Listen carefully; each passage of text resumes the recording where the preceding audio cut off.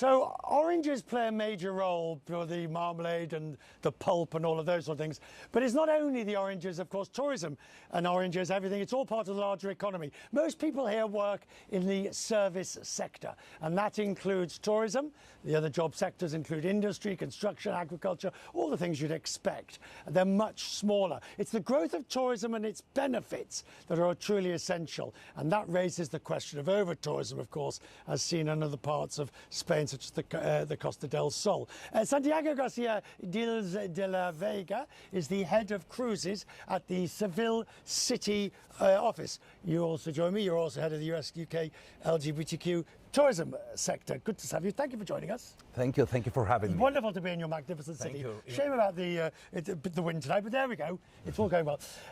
The significance of tourism. Seville is growing, but it's still got some way to go compared to the other major tourism destinations in Spain. Of course, we have to think about the fact that Seville nowadays is the third most visited urban destination in Spain, right after Madrid and Barcelona.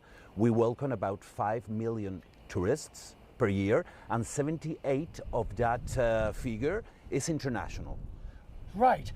But we think of this part of Spain, this southern part of Spain, as being very much sun and beach. Mm-hmm. Whereas Seville gives you the opportunity of adding another element to it. Beautiful in the summer, but there's a lot to do here in the winter as well. Of course, Seville is a city for the whole year.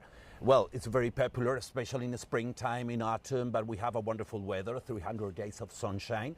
And it's a good combination to have the biggest coastline in Spain, which is the coastline of Andalusia. We have Atlantic and Mediterranean, and the culture and history and legacy of all the different people who have been in the city. So what does the city need? What do you need to get to the next level? And by that, of course, it's a difference between over-tourism and just having a well-rounded, well-structured year-round. What do you need? That's a very good question, because from the municipality, from the Sevilla Tourism Board, depending on the local government, we've been working several years in order to fight to prevent the city from falling in over-tourism, tourismophobia, and growing in terms of quality versus quantity. Yeah, but you see, that's the problem. Everybody wants quality, not quantity.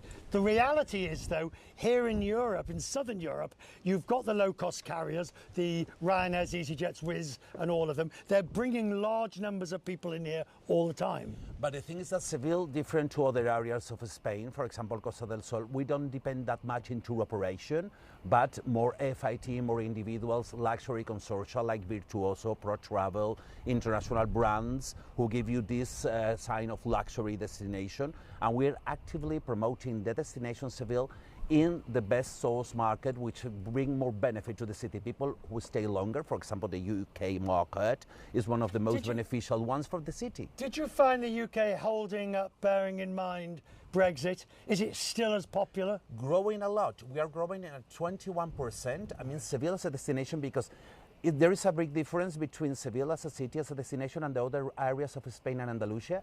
UK is the main market for Spain, but for us it's the fourth market. Very punctual. There we are.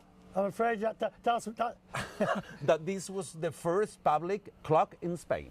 That was the first public clock in Spain. Yes. And it's the one that just chimed and told me you're finished. I'm very grateful to you, sir. Thank you for joining us. Thank you for having me. Really, you've never eaten a Seville orange? Never, ever. Oh, have that one from me. And you two tracks. There you are. Thank you very much indeed.